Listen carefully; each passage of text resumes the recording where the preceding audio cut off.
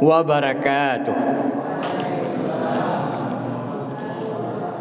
Alhamdulillahi rabbil alamin, wabihi nasta'in ala umurid dunya waddin, wassalatu wassalamu ala ashrafil anbiya'i wal mursalin, wa ala alihi wa sahbihi wa man tabi'ahum bi ihsan ila yaumiddin. Amma ba'du.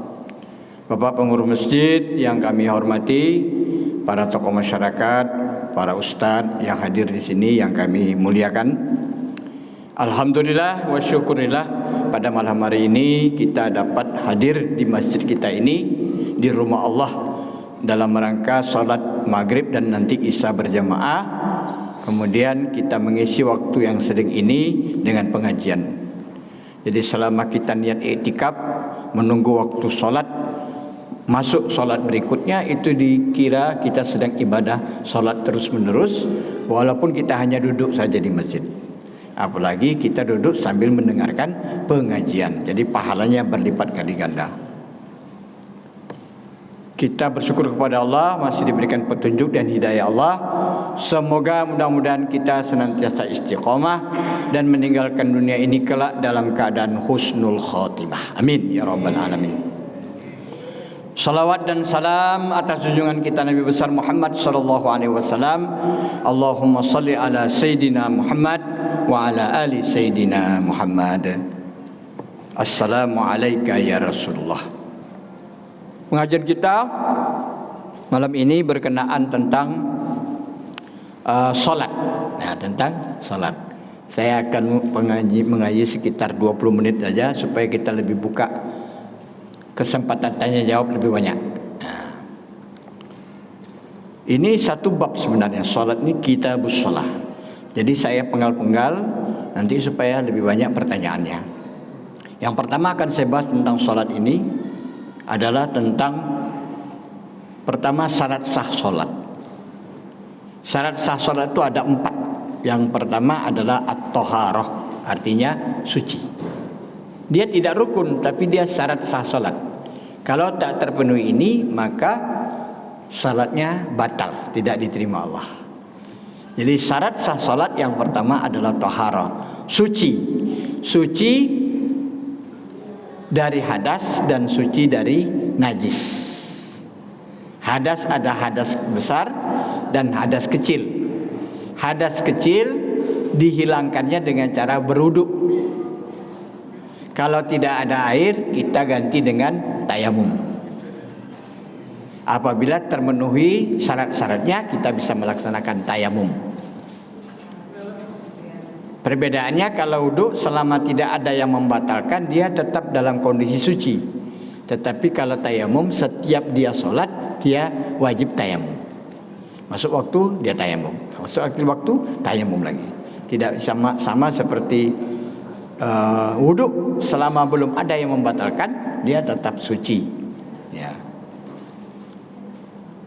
Kemudian untuk menghilangkan hadas besar itu mandi. Mandi itu rukunnya cuma 2 saja.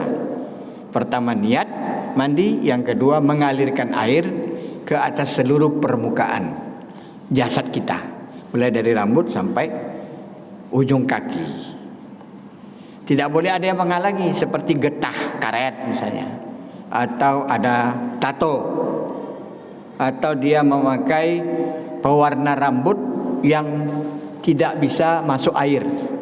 Kan ada orang suka pakai pewarna rambut, diwarna-warna rambutnya, warna kuning, ada juga warna lain. Itu boleh saja mewarna rambut itu, tetapi cari yang kira-kira masuk ke pori-pori rambut. Kalau tidak, tidak sah. Jadi kalau ibu memandikan ada wanita rambutnya macam-macam warnanya, itu bersihkan dulu, dinetralkan dulu rambutnya, baru dimandikan. Sebab itu nanti tidak bisa air itu mengalir ke rambutnya, ke pori-pori rambutnya. Jadi boleh pakai pewarna. Yang dilarang itu warna hitam. Karena warna hitam ini ada hadisnya yang melarang. Warna selain hitam boleh. Terutama yang dianjurkan warna agak kekuning-kuningan. agak kuning kunyit itu. Hadirin subhanahu wa ta'ala. Kemudian yang kedua, bersih dari najis. Najis ini ada najis yang ringan, ada najis yang menengah, ada najis yang berat. Najis yang ringan itu cuma satu dalam beberapa kitab fikih. Yang pertama yaitu cuma satu, kencing anak laki-laki yang belum memakan makanan lain kecuali ASI.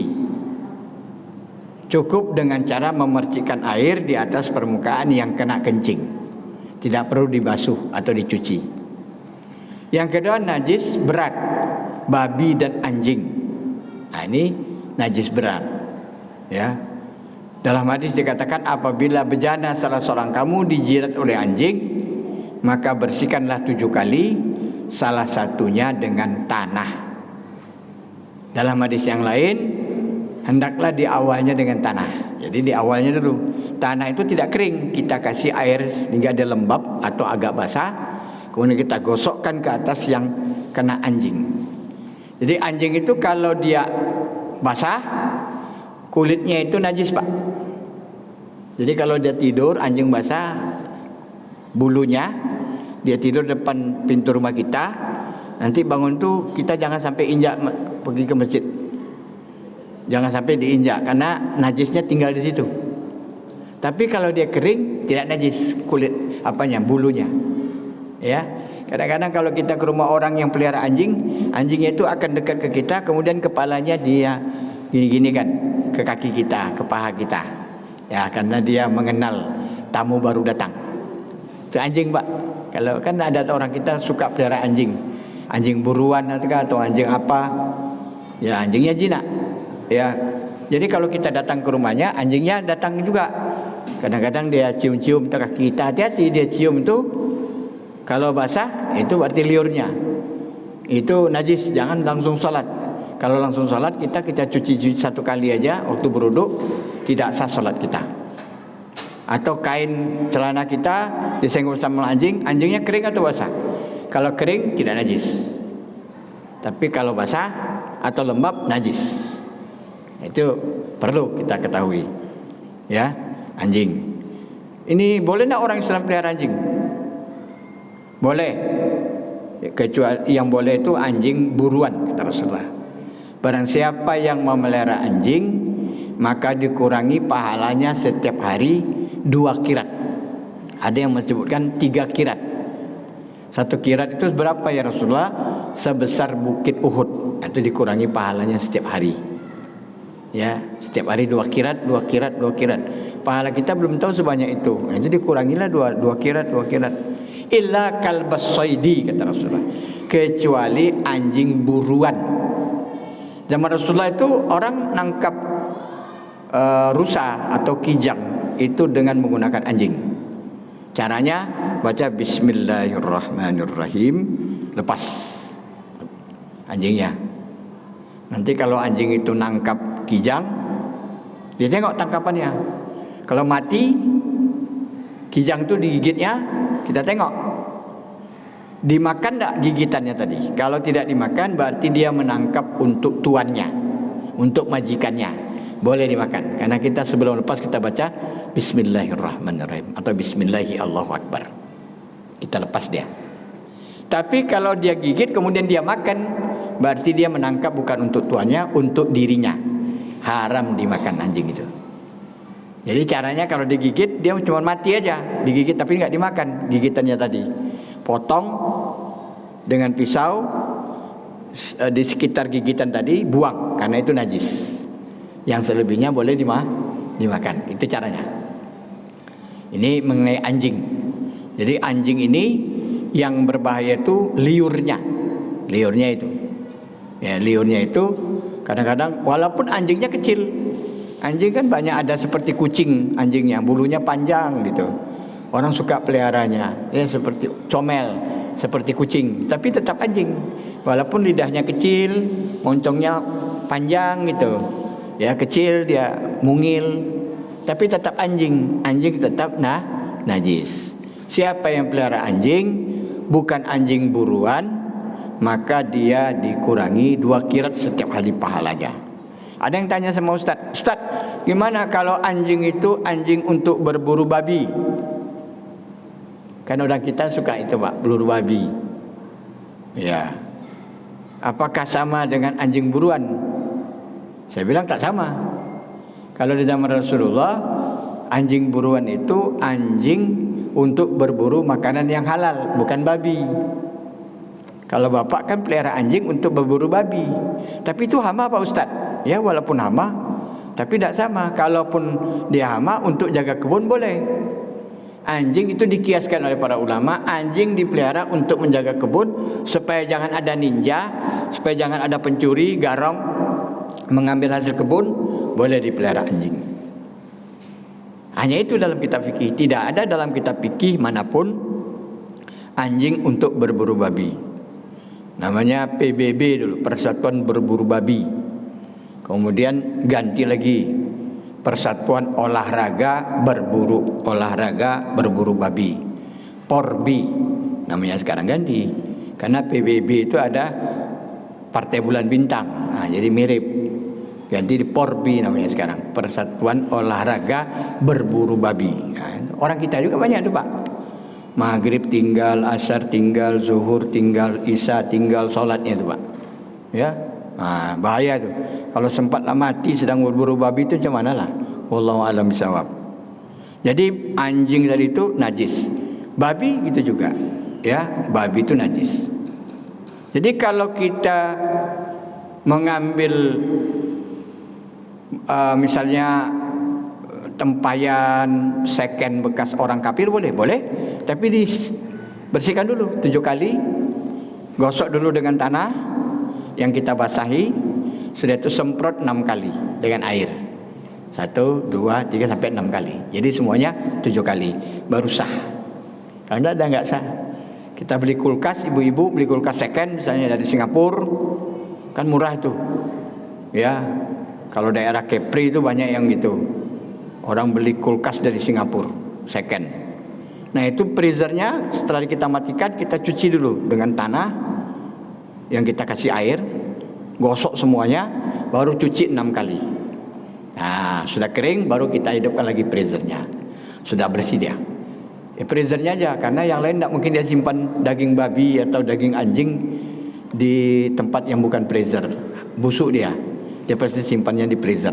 Nah, yang freezer itu yang mesti dibersihkan. Kalau kita beli kulkas second, kita nggak jelas ini orang kafir yang punya atau orang Islam.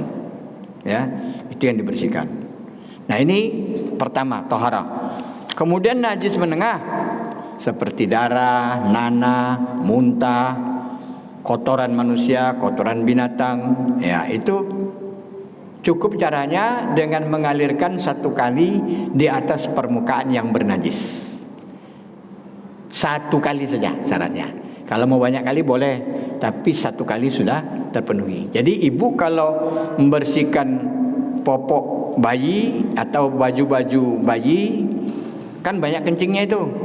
Anak-anak yang belum balik, masih kecil, kadang-kadang dia kencing sembarangan, kainnya kena kencing, bajunya kena kencing. Nah, jangan dicampur waktu nyuci dengan mesin cuci, ibu-ibu dicampur semua. Nanti bercampur dia najisnya dengan pakaian orang dewasa.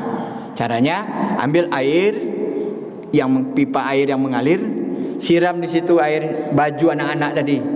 Sudah bersih semua, 1 kali baru masukkan ke mesin cuci.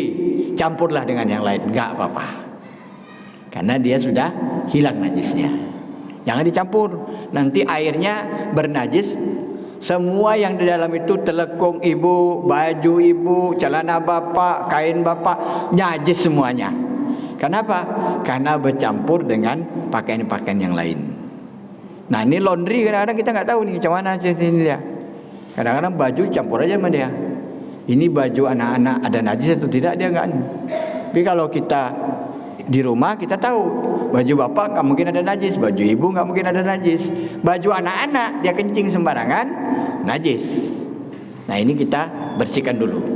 Baju yang bernajis, celana yang bernajis tadi kita bersihkan dulu dengan air yang mengalir 1 kali. Sudah itu baru dikasih deterjen dan direndam dengan pakaian yang lain. Sudah bersih dia. Ya, cukup begitu.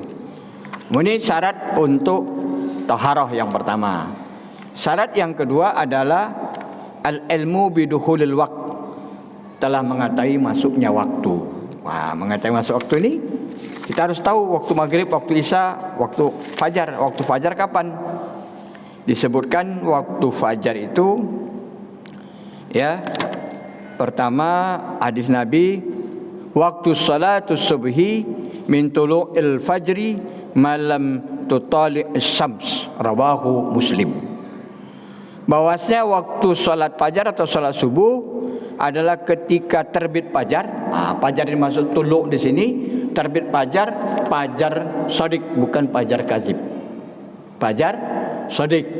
Fajar kazib itu terbit pertama, nanti baru fajar sodik beberapa menit kemudian. Malam total sepanjang belum terbitnya matahari. Itulah waktu subuh.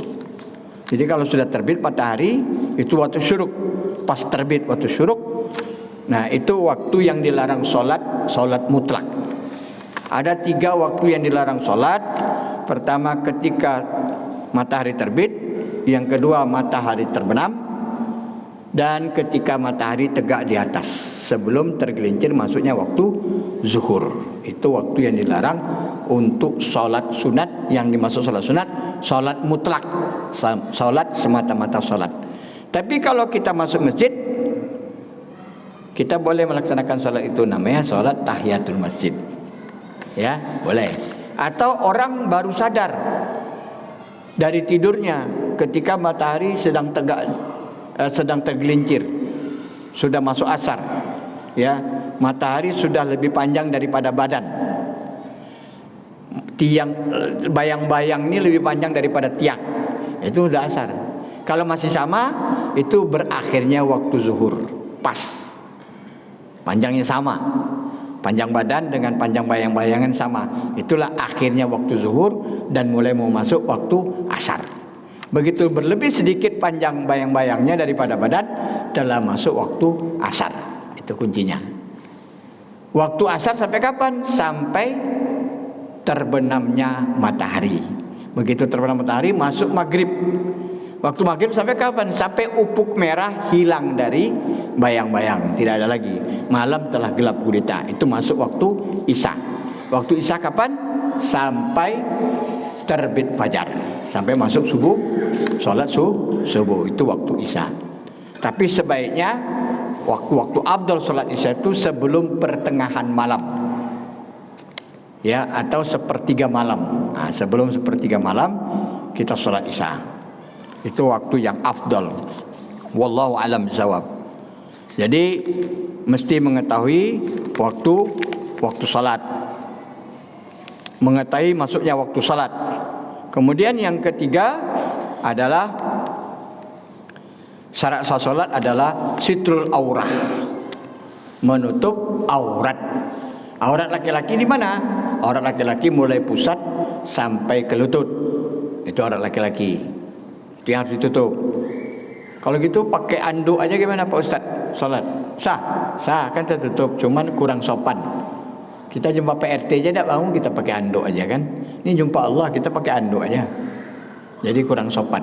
Jadi pakailah pakaian yang terbaik ketika kita sholat. Walaupun kita sholat sendirian di rumah, sholat tahajud misalnya, kita sholat, carilah Pak tempat yang bagus, kita sholat biar nyaman kita sholat tuh. Ya, seperti kita pergi ke masjid juga. Khuzu zinatakum inda kulli masjid. Pakailah perhiasan kamu, baju yang bagus setiap kamu datang ke masjid. Masjid itu apa? Tempat sujud. Ini masjid dalam pengertian syariat. Di rumah itu masjid juga, itu tempat sujud kita ketika kita sholat. Jadi sitrul aulah. Wanita semuanya aurat kecuali wajah dan tapak tangan.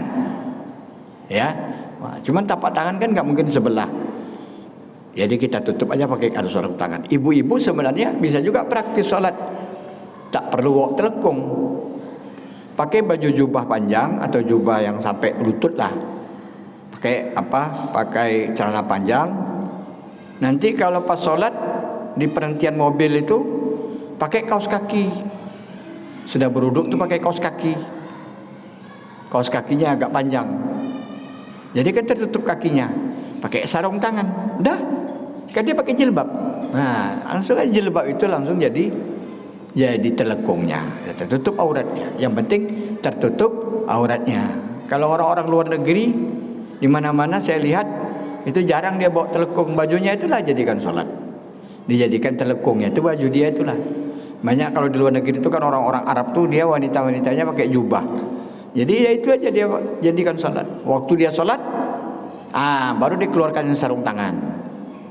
Karena kalau baju kan sampai di sini aja pakai pergelangan tangan. Ini tangannya terbuka. Ini pakai sarung tangan. Jadi sarung tangan aja yang diisi di dalam tasnya itu. Sama kaos kaki. Karena kaos kaki yang dipakainya untuk di luar itu bau.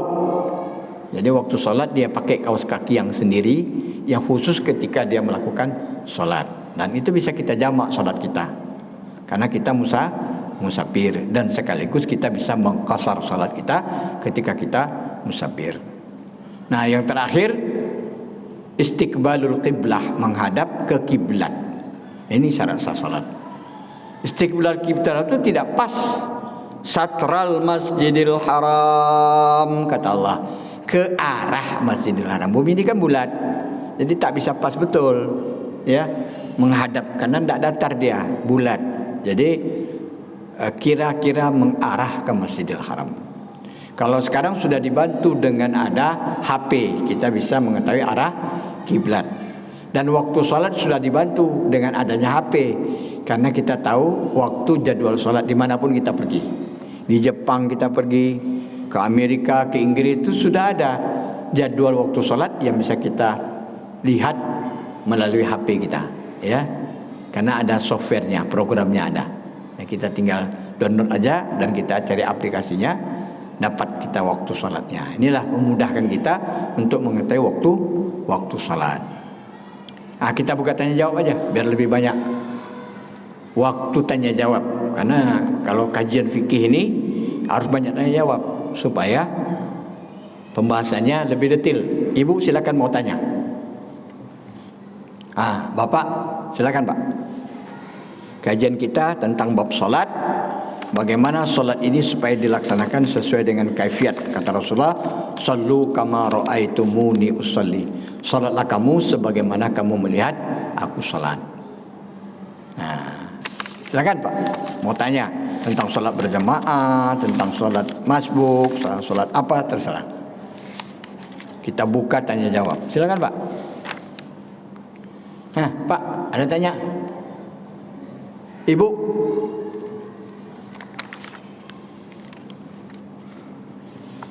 Kalau tidak ada kita sambil kita tanya, kita bahas tentang pertama kalau kita mau sholat apa dulu? Azan. Azan ini disebutkan beberapa syarat tentang azan ini, ya. Yang pertama, syarat sah azan itu mesti Islam. Gak boleh orang non-muslim yang azan, walaupun suaranya bagus.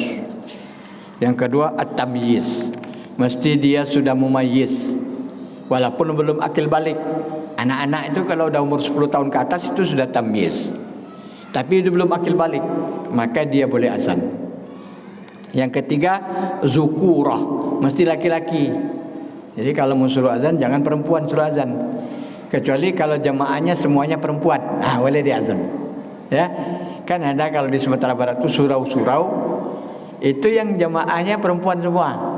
Ketuanya pun di surau itu perempuan juga. Ada pengajiannya pun perempuan juga. Itu boleh dia azan di dalam tanpa mik keluar untuk jamaah perempuan. Yang keempat, at-tartib kalimatul azan. Mesti kalimat azan itu tertib, tidak boleh dilangkau-langkau. Dari mulai Allahu Akbar, Allahu Akbar, Allahu Ak, bukan huak, huakbar. Itu nih, itu tahsinnya seperti itu. Allahu Akbar, Allahu Akbar. Dua kali. Asyhadu an la ilaha illallah. Dua kali. Asyhadu anna Muhammadar Rasulullah. hayya hayya, bukan hayya, hayya 'alas shalah. Ya. Hayya 'alal falah. Ha pedas. Allahu akbar, Allahu akbar. La ilaha illallah. Nah, itu seperti itu. Itu azan Madinah. Ada yang selain lagi itu? Ada. Azan Mekah ketika Rasulullah menaklukkan kota Mekah. Rasulullah memerintahkan Abdullah Umi Maktum untuk azan. Dan beberapa sahabat yang lain mendengarkannya. Apa azannya? Azannya itu azan Mekah jarang dipakai, tapi kalau ada yang pakai kita ada hadisnya. Asyhadu an la ilaha illallah itu 4 kali. Asyhadu anna Muhammadar Rasulullah juga 4 kali. Yang lainnya sama. Itu azan Mekah, Pak. Tapi Rasulullah hanya buat ketika penaklukan kota Mekah selama 18 hari.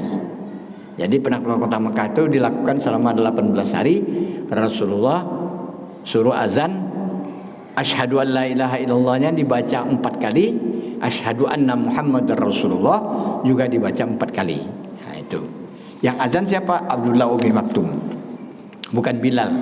Di Madinah yang azannya ada 2 kalau subuh. Pertama Bilal, yang kedua Abdullah Umi Maktum. Yang kelima al-wala bainal kalimat. Kalimatnya mesti bersambung, enggak boleh diputus-putus seperti Allah Akbar. Itu namanya putus. Asyhadu an la ilaha illallah, enggak boleh. Itu namanya putus-putus. Jadi mesti al-wala, artinya bersambung kalimatnya. Yang keenam waraf'us saut idza kana yu'azzinu lil jamaah. Hendaklah mengangkat suaranya tinggi-tinggi apabila dia azan untuk berjamaah, salat berjamaah. Mesti diangkat tinggi-tinggi. Kalau azan kita di sini bagus, suaranya lantang. Kemudian yang ketujuh duhulul waqt, telah masuk waktu syarat azan. Tidak boleh kita azan di luar waktu. Mesti pas waktunya. Itu 7 syarat untuk azan. Yang berikutnya sunanul azan, sunnah-sunnah dalam azan.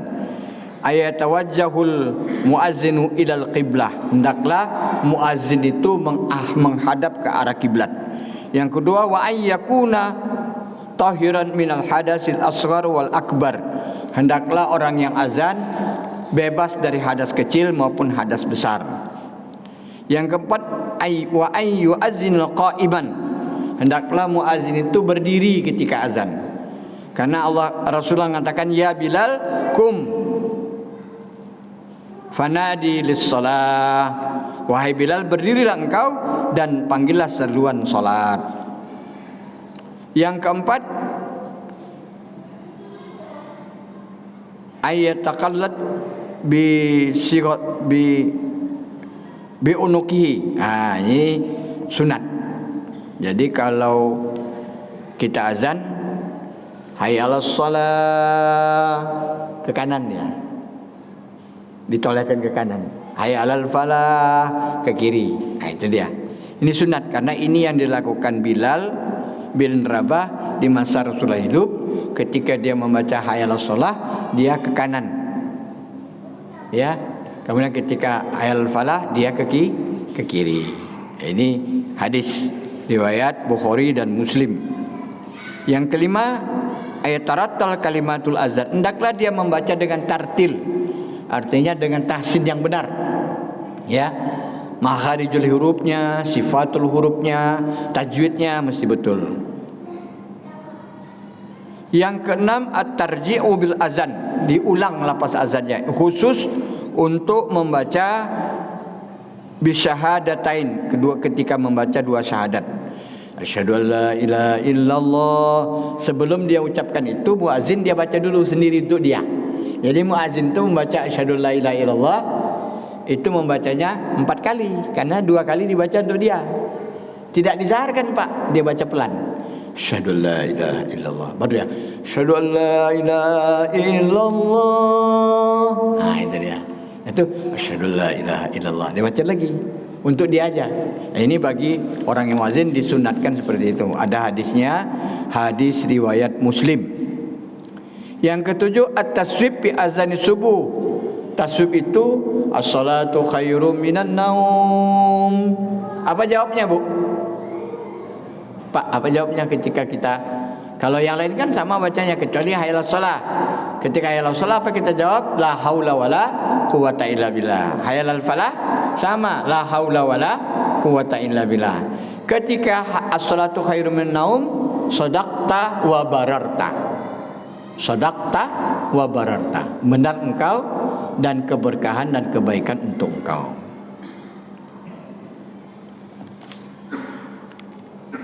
Wa an yakunal muazzin husnus saut. Nah, sinan wa husnul saut.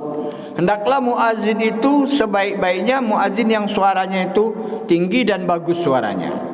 Nah, yang kesembilan, an yakunal muazzin ma'rufan bainan nas bil khuluq wal adalah. Hendaklah muazzin itu sudah diketahui perilakunya sangat bagus dan orang yang adil di kalangan masyarakat. Yang ke-10, ada mutamtid bil azan ai at-tamdud wa taghanni. Jadi janganlah ketika azan itu berlebih-lebihan seperti lagu atau memanjangkan terlalu berlebih-lebihan. Nah, jadi itu jadi lagu dia. Jadi enggak boleh. Yang pas saja, yang biasa. Wa yasunnul muazzinan fil masjid li azanil fajar. Disunatkan bagi masjid itu azan 2 kali khususnya untuk salat fajar. Itu salat fajar maksudnya salat subuh. Jadi Rasulullah itu sepanjang hayatnya di Madinah itu azan subuh itu 2 kali. Kalau kita mau buat, disosialisasi dulu. Biasanya yang pas bagus kalau mau sosialisasi di masjid kita ini ketika puasa nanti, Pak. Nah, jadi nanti setelah puasa kita buat terus. Azannya jangan hanya puasa aja. Jadi ketika orang sahur azan sekali. Mengingatkan kata Rasulullah, kalau kamu mendengar azannya Bilal, teruskan makan kamu, teruskan salat kamu dan cepat diselesaikan. Tandanya nanti tak lama lagi masuk waktu salat subuh. Nah, jadi azan. Kira-kira jam 4 pagi itulah azan. Atau jam 4 kurang 15 azan. Azan subuh. Jadi orang masih makan malam, sahur, teruskan makannya, siap-siap karena sebentar lagi subuh. Nah, gitu, mengingatkan. Ya, kurang lebih 1 jam lah sebelum azan subuh yang sebenarnya, sebelum fajar shadiq. Nanti ketika azan subuh, waktu azan pertama itu dibaca, ya, as-salatu khairum minan naum. Ah, dibaca. Ya, nanti ketika azan kedua enggak dibaca lagi. Tidak baca lagi karena tadi sudah dibaca kalau azannya 2 kali. Tapi kalau azannya sekali di masjid kita dibaca as-salatu khairum minan naumnya ketika azan subuh karena azannya sekali. Ya, itu dia. Ketentuannya seperti itu. Ini untuk salat fajar saja, yang lain tidak. Wa yasunnu lis-samil azan al-insat wa yaqulu kama yaqulul muazzin. Hendaklah bagi orang yang mendengar azan diam, jangan bercerita waktu azan. Karena kesempatan kita untuk mendapat pahala besar. Muazzin itu Bapak dan Ibu mendapatkan semua pahala orang yang mendengar azannya dan dia mendapat pahala salatnya. Pertama, salat pahala imam dia dapat karena imam itu dia melakukan imam ketika selesai azan, kan? Nah, jamaah seluruhnya masjid kita yang sholat dapat juga pahalanya 100% tanpa mengurangi pahala mereka bagi muazzin. Ibu-ibu atau orang-orang yang jalan mendengar suara azan kemudian dia sholat entah di mana saja, maka dia mendapat juga pahala muazzin itu, pahala orang-orang yang mendengar azannya yang sholat di rumahnya atau di tempat di mana dia berada. Wah, gitu besar pahala muazzin. Maka sahabat bertanya, ya Rasulullah, adakah pahala yang bisa mengimbangi pahala muazzin? Kata Rasulullah ada, yaitu dengan cara ketika orang azan kamu diam dan kamu jawab bacaan itu seperti yang dibaca oleh muazin. Ya. Jadi ketika asyhadu alla ilaha illallah, asyhadu alla ilaha illallah, Allahu akbar, Allahu akbar, Allahu akbar, asyhadu anna muhammadar rasulullah, sallallahu alaihi rasulullah, juga bacanya hayya 'alas shalah, baru kita baca la haula wala quwata illa billah. Hayya 'alal falah, la haula wala quwata illa billah. Ya. Nah, ketika as-salatu khairum minum, sadaqta wa bararta. Yang lainnya sama. Nah, ini dan jangan bercerita ketika azan, tapi dengarkan kemudian menjawablah sebagaimana yang dikatakan oleh muazin. Kamu akan mendapatkan pahalanya. Kemudian yang ketiga, doa wassalat ala nabi ba'dal azan. Berdoa dan berselawat kepada Nabi ketika selesai azan. Hadis riwayat Muslim dan lain-lain dari Abdullah ibnu Umar dari radhiyallahu annahu sami'a Rasulullah sallam yaqul, bahwasanya dia mendengar Rasulullah sallam bersabda, iza sami'tum muazzin faqulu misla ma yaqul. Jika kamu mendengarkan muazzin azan, maka katakanlah oleh kalian seperti apa yang dikatakan oleh muazzin. Summa sallu alayya, kemudian selesai azan kamu bersalawatlah kepadaku. Fa innahu man shalla salatan sallallahu biha alaihi asran. Siapa yang membaca salawat kepadaku sekali, maka Allah akan memberikan salawat kepadanya sebanyak 10 kali. Summa sallallahu fil wasilah, kemudian berdoalah minta kepada Allah supaya mendapatkan wasilah untukku. Fa innaha manzilatan minal jannah. Sesungguhnya wasilah itu adalah satu tempat yang khusus di dalam surga. La tabghi illa li 'abdin min ibadillah. Tidak pantas masuk ke dalamnya kecuali di antara hamba-hamba Allah yang telah dikehendaki. Wa arju an akuna huwa. Aku berkeinginan akulah hamba Allah yang masuk ke dalam al-wasilah itu. Faman sa'allahu lil wasilah, siapa yang meminta kepada Allah wasilah untukku, halat alaihi syafa'ah, maka halal baginya syafaatku pada hari kiamat. Nah, jadi kita pasti mendapatkan salawat Nabi, syafaat Nabi kalau kita membaca doa selesai azan. Makanya kalau kita masuk masjid, orang sedang azan jangan salat tahiyatul masjid dulu.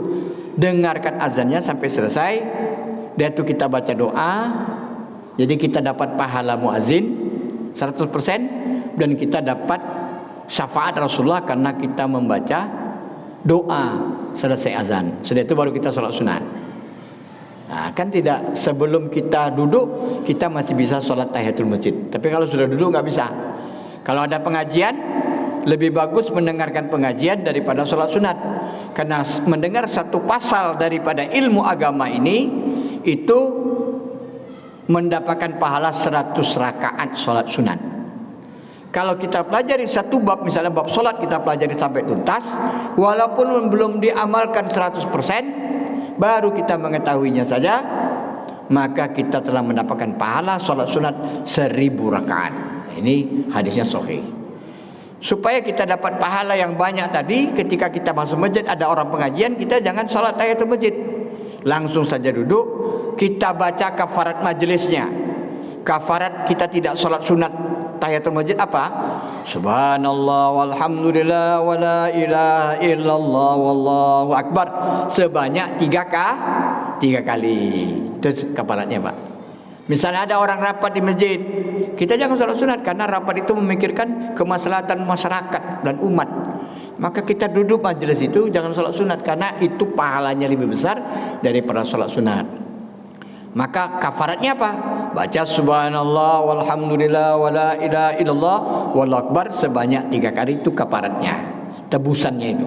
Kalau tidak kita berdosa, kita tidak menghormati dan menghargai rumah Allah. Langsung aja, kecuali kalau kita masbuk.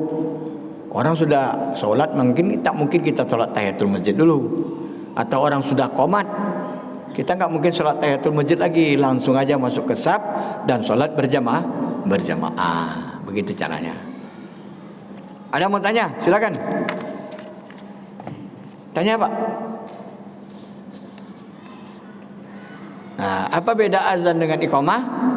Kalau iqamah di azan itu dipanjangkan, kalau iqamah dipendekkan. Kenapa? Karena azan memanggil orang untuk sholat berjamaah, sedangkan yang dipanggil belum semuanya hadir di masjid. Sedangkan iqamah memberitahukan orang untuk sholat, dan orang yang diberitahukan sudah ada di dalam masjid, maka dibaca secara pendek bacaannya. Allahu Akbar, la ilaha illallah, pendek aja deh, dan seterusnya. Cuman bedanya ada qad qamatis shalah, qad qamatis shalah. Itu bedanya. Ya, setelah ya shalah al falah, qad qamatis shalah, qad qamatis shalah. Qad qamatis shalah, salat akan ditegakkan, salat akan ditegakkan. Kita baca jawabnya apa? Aqamahallahu wa adamaha. Jadi kita orang qomat itu kita jawab juga Allahu Akbar, kita jawab Allahu Akbar, Allahu Akbar. Syahadu la ilaha illallah, syahadu la ilaha illallah. Syahadu Muhammadar Rasulullah, syahadu Muhammadar Rasulullah. Hayya 'alas shalah. Dibaca satu kali kalau di dalam iqamat. Kalau azan dibaca dua kali. Dua kali. Syahadu la ilaha illallah dua kali, syahadu Muhammadar Rasulullah dua kali, hayya 'alas shalah dua kali, hayya 'alal falah dua kali. Tapi kalau dalam iqamat dibaca satu kali. Dan kita jawab seperti bacaan salat tadi, azan tadi. Ketika qad qamatis shalah, kita menjawab aqamahallah wa adamaha. Ya. Allah yang menegakkan dan memerintahkan untuk salat, wa adamaha, dan melanggengkannya. Wah, udah masuk isya. Tak ada yang bertanya. Silakan Pak. Waalaikumsalam warahmatullahi wabarakatuh. Pertama tentang azan. Azan. Kalau ini hari Jumat, ya. Pas Jumat ada yang datang terlambat. Pas datangnya waktu azan. Itu sudah di mimbar. Kemudian dia masuk ke azan. Ya. Nah, gimana tentunya? Gimana sebaiknya ya? Betul juga. Rasulullah apakah dia azan dulu atau langsung sholat sunat ke masjid? Baik. Kedua, iqamah. Kita sedang sholat sunnah mungkin qabliyah atau tahiyatul masjid. Kemudian sedang sholat itu mungkin baru satu rakaat atau mungkin rakaat pertama baru dia akan rukuk gitu. Atau mungkin di rakaat kedua sedang berdiri rakaat kedua tiba-tiba iqamah. Iya.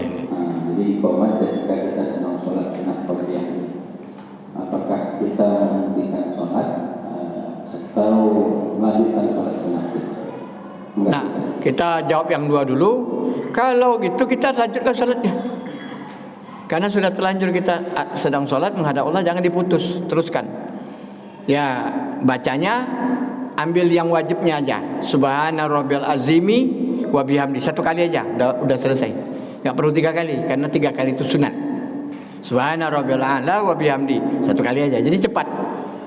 Baca Fatihah, ayatnya enggak dibaca enggak apa-apa. Karena yang wajib Fatihah, karena kita mau mengajar sholat berjamaah. Jangan terlalu cepat pula, nanti bacanya enggak pas. Tapi baca Fatihah betul. Kemudian yang perlu kita baca betul adalah ketika kita tahiyat akhir. Nah, tahiyat akhir itu mulai syahadat, karena itu rukun. Kita duduk tawaruk, ya. Walaupun sholatnya 2 rakaat, duduknya tawaruk. Kalau duduk iftirash, itu duduk di antara 2 sujud, itu iftirash, ya. Walaupun sholatnya cuma 2 rakaat, itu ada hadisnya menyebut dengan duduk tawaruk itu. Yang tidak duduk tawaruk itu hanya mazhab Hanafi. Mazhab Hanafi dia nggak ada tawaruk, iftirash saja dia yang ada. Ya. Selain itu mazhab Syafi'i, mazhab Maliki, mazhab Hambali itu semuanya duduk tawaruk, ya. Walaupun sholatnya 2 rakaat. Jadi kalau kita sedang sholat, tapi kalau sekarang sudah ada teknologi seperti ini, ada 11 menit lagi orang qomat. Nah, kita tengok, tinggal 1 menit, tak usahlah sholat lagi, terburu-buru, tidak khusyuk sholatnya, tinggal 1 menit. Tapi kalau masih 2 menit masih bisa, ya masih bisa, dengan syarat baca yang pokok saja. Baca yang pokok saja. Pokoknya yang wajib subhana rabbiyal a'la wa bihamdi sekali, subhana rabbiyal azimi wa bihamdi. Nah, yang lainnya seperti biasa.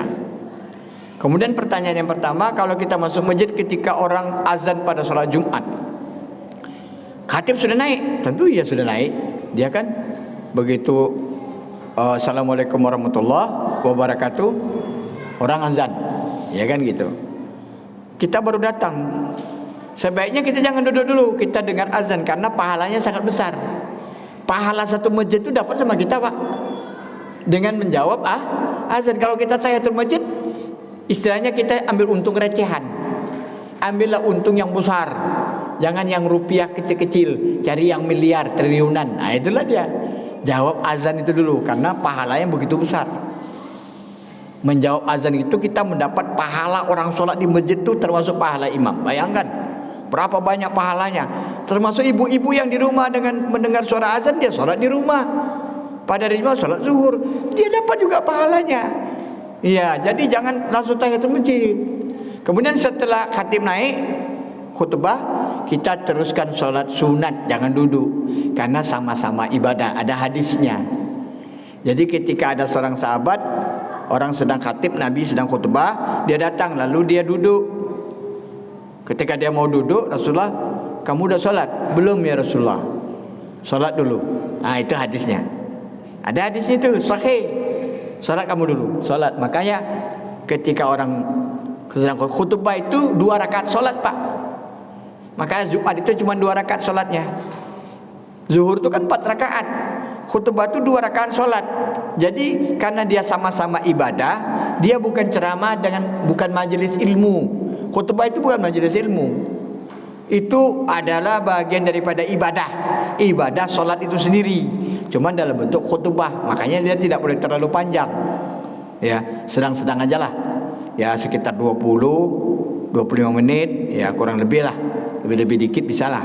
Ya kan gitu.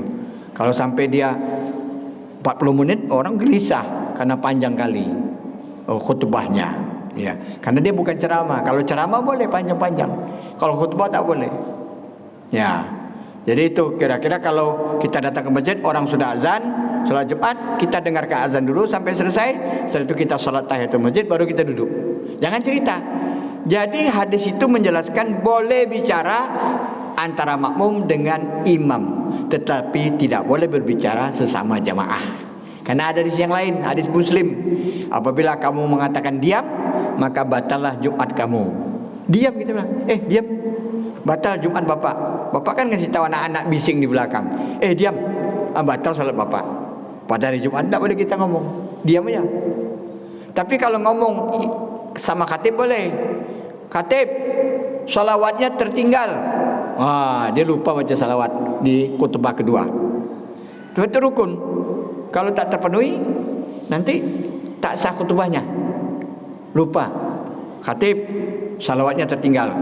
Boleh kita ingatkan pada khatib, tapi sama yang lain tak boleh. Ya, boleh. Karena itu menyangkut pelaksanaan ibadah. Kan ada orang dibiarkan saja. Ya manusia tentu ada lupa. Pak Ustadz pun bisa lupa karena dia manusia. Maka kita ingatkan. Siapa yang ingatkan? Jamaah, pengurus masjid boleh ingatkan kepada khatib. Kalau dia terlupa rukun dari khutbah itu. Barangkali itu ya, sudah masuk Isya. Supaya kita tidak terburu-buru sholat. Gimana? Kita lanjutkan sholat Isya? Ya, kita lanjutkan sholat Isya. Karena masih ada waktu 6 menit untuk azan dulu. Ya, karena terlambat sedikit. Kita akhiri dengan doa kepada majelis. Subhanallah wa bihamdihi, subhanakallahumma wa bihamdika, asyhadu an la ilaha illa anta astaghfiruka wa atubu ilaik. Wa bil taufiq hidayah. Assalamualaikum warahmatullahi wabarakatuh.